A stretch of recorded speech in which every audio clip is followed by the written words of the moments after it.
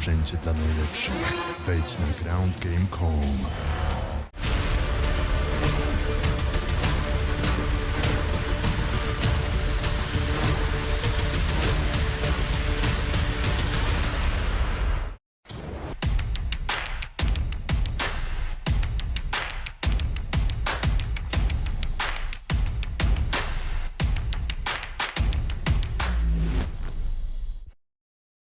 Scott, congratulations on the third of 3 events in as many weeks. The stretch is over, but what did you think of the main event tonight? We'll start there. Vadim Nemkov getting his belt back from or retaining his title against Phil Davis.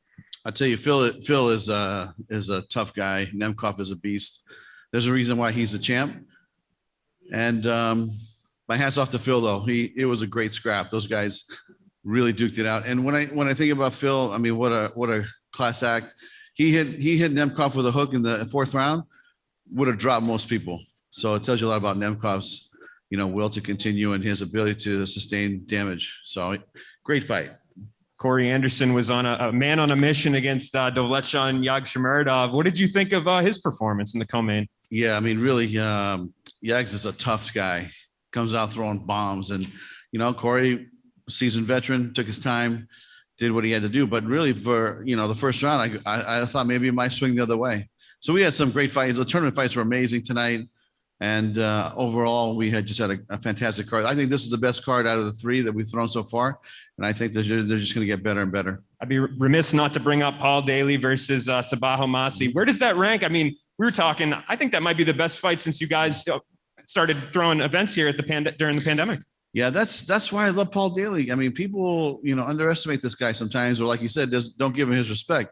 But the guy is a legend in the sport. I mean, my favorite fight of all time, honestly, is him fighting Nick Diaz in Strikeforce, I think 2012. And I thought he knocked out Nick for a second there, and then Nick got up, and it was amazing. And to me, this was another performance like that. I mean, the kid he fought was really tough, and they thought that it might, that he might be the underdog, but Paul once again prevailed, and he brought it. So congratulations to Paul Daley, and another great win for a legend. I'm going to start calling him a legend now. And hearing those compliments, I mean, do you think that you guys will be able to carve out those catchweight fights that he's been talking about? Yeah, listen, it's always awkward when the fighter's on the podium trying to negotiate, like his next purse with you when I'm sitting there watching him, because I'm thinking in my head, you're going to make weight when we pay you more money. Well, I think we're paying you pretty well already. You should come to weight. But listen, Paul can do what he wants to do. If he wants to make a title run, we're going to open up some doors for him and try to, get him to that point. But if he wants to have some fights at 75, 70, it's up to him. Personally, I wish he'd go to 70 and really give it another shot, because this guy has power in both hands. He's fought everybody. He's never ducked anybody. And on any given day, if he punches you, man, it's over. 2 more for me. Julia Budd headlined your prelims against Diana Silva. Before the fight and after, she said that she hoped to kind of cut in front of Kat Zingano in line. Where do you see the top contenders in that division when it comes to fighting the winner of Cyborg Smith? Yeah, you know what? I think you got to go check out our rankings. There you go. So, but listen, I think Kat definitely deserves to be in that top mix. I think that, I think Julia, look, she proved that she could fight Cyborg. Can she beat her again? I'm not sure. But as far as fighting and being competitive, I think she did just as good job as anybody that I've seen, recently fight Cyborg and hung in there. The fight in LA last year or the beginning of 20, so about a year, a couple months ago, that was a brutal fight. But, Julia got her shots in, and she did some damage too. So, we'll see. I'm going to go back and shuffle the deck like we always do, and we'll come out with some great fights moving forward. Whenever Fedor's in the house, I have to ask you a Fedor question. I don't know if you saw before this event started, but I had tweeted something out about our conversation the other day and how there were different options on the table for Fedor. Josh Barnett chimed in and said that the only 2 options are Josh Barnett and Joshua Barnett. Did you see that? And is that a fight that you think needs to happen? I didn't see it. I didn't see it, but I'll bring it up to Fedor too, see what he thinks and what he wants to do. Again, this is going to be a big moment for him. He's got 2 fights left. I call it on our retirement tour. And honestly, I think we might have already been done with Fedor's fights by now if COVID didn't hit, because we're trying to do a fight in Europe for him, months ago. but we've been waiting and waiting for the crowds to come back, because I just don't think that Fedor should fight, his last fight in front of no crowds. I think he should be in an audience where people can really come and appreciate him and pay tribute to the legend that he is. Giancarlo? Hi, Scott. Last week you had 5 fights on the main card, and tonight 4 fights. Just curious, what did you think of the way the events were, and in terms of pacing, which do you prefer? I think pacing was really well tonight. I think that we had 4 fights on the TV card. 2 of them were ended early, but we had a couple that went the distance. The last fight went 5 rounds, and I think we signed up just in time. So for the prelims, I think we were probably 10 minutes before the hour, and I think we were probably 10 minutes before the half hour that we ended the main event fights, and I think everybody's happy. And final one for me, Paul Daley, just to follow up on the other question, talked about him being the champion of the 75-pound division and challenging guys who can't make 170. Just how open are you to experimenting with something like that, like a 165-pound division, 175-pound? Do you think there's a place for that in MMA? What I will say is we're going to stick to our divisions, and I like our divisions. I think that, we have great athletes in each division competing. To make something for Paul, just to have a championship fight at 175, I'm not sure if we're going to do that, but we'll definitely give him some opportunities for him to shine and show his skills and compete and, move forward. Martina? Yes, hello, sir. This is my first time talking with you. It's a pleasure. Just 3 questions about some Polish MMA and Polish fans that could watch Bellator now, thanks to cooperation between Bellator and public television. First of all, I would like to know something about cooperation between your organization and Polish KSW.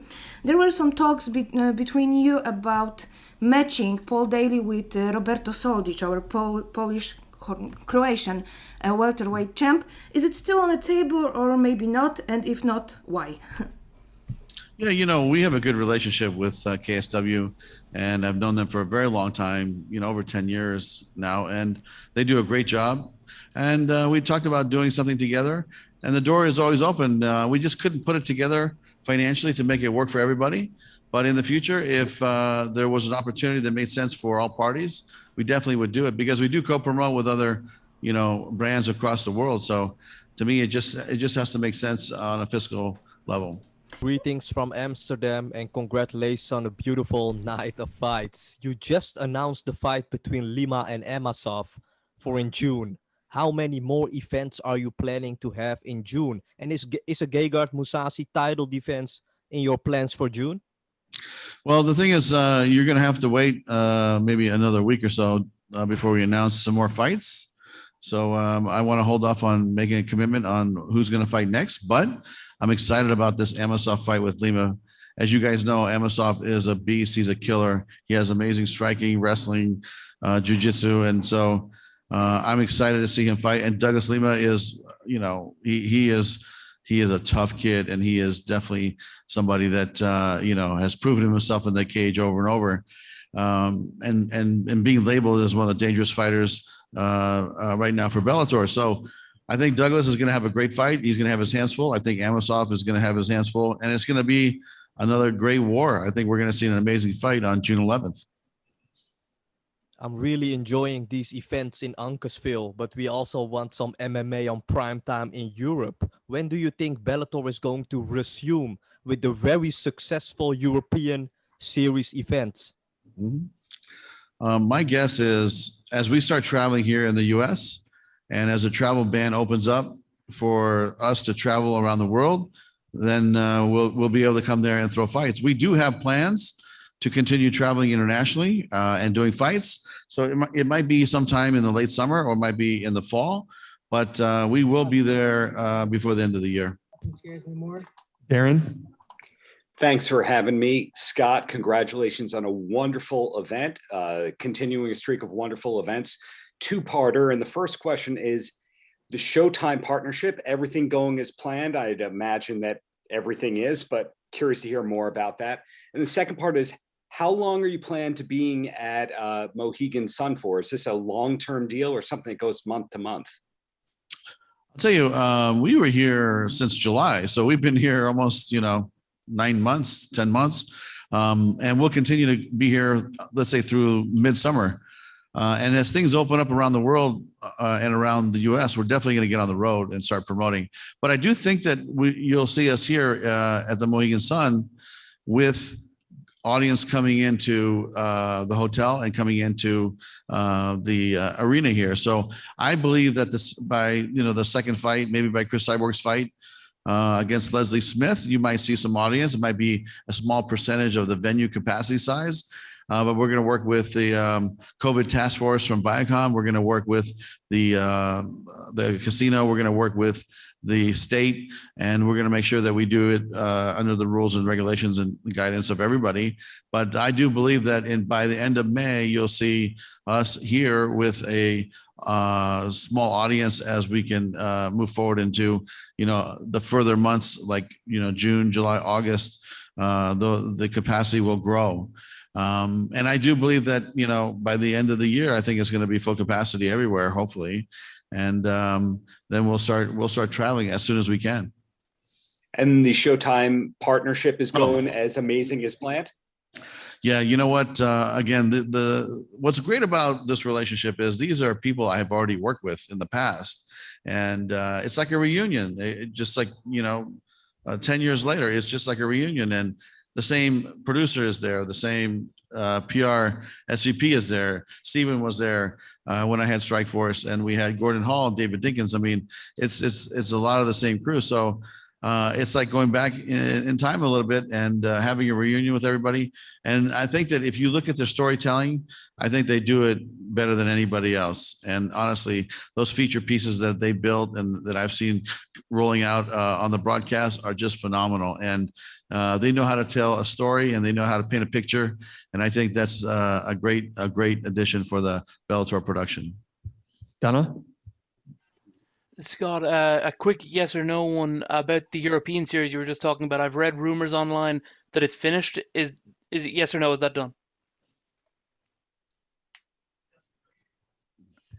Say that again, Donna? Is the European series done or no? Done? Finished. Oh, no. The European series is not done. You have to remember, even though things are opening up, we are not able to travel across the world as easily as we need to in order to resume our business there. But I do believe that in the European time zone, before the end of the year, you're going to see, 3-4 fights there, in different countries and different cities. I do believe we'll go to a couple cities we haven't been before. But as far as it being done, no, we spent a lot of time. We signed a lot of fighters. We owe a lot of fighters fights there that we're going to honor. And we're creating a game plan. Well, actually, we already have a game plan right now. And when we're able to execute it, we're going to go full steam. I got a lot of response on Twitter yesterday when I talked about your next card, Bellator 258. I said it was an obscenely good card. It's the kind of card that I believe you probably could have snuck onto Showtime pay-per-view. Maybe it's got that level of star power. Unfortunately, you've lost one of the big fights. James Gallagher, also Brian Moore is out with COVID, but James Gallagher was a big main card fight. Have you any comment on what exactly is the reasoning behind Gallagher's removal? What is the reason James was out? Yeah. James is out due to an injury. I love James Gallagher. I always really enjoy him watching. I enjoy watching him fight. Patrick Mix was going to be a big fight for him, and we were really looking forward to that. But if you look at the entire fight card, this card is stacked top to bottom and has some big star power. It's going to have some amazing fights. MVP versus Derek Anderson. I'm looking forward to that. Of course, you have the fight that everybody's looking forward to in the tournament, which is Rumble versus Romero. And then Juan Archuleta versus Pettis. That's going to be another crazy fight. So from top to bottom, undercard, TV fights, it's going to be just a massive fight card. And I think week after week, we've been delivering these amazing events. And that's the beauty of the Showtime relationship is that, look, you get 22 dates a year for MMA. You get 22 dates a year for boxing. It's the best value proposition in combat sports is the Showtime subscription. Last one, Jay. Thanks very much, Scott. And great event again tonight. The Grand Prix has been Really, really good so far. We heard tonight that Julius Angelicus will be the alternate, or at least one of the alternates. So I'm just wondering if there will be others. And what was the deciding factor in picking Julius over someone like, say, Carl Albrechtsen, who also picked up a big win tonight? Yeah, you know what? We're talking to everybody, and to be honest, we're going to prepare a couple alternates. But I will say this: our goal is to keep this tournament intact because of just the star power that it has.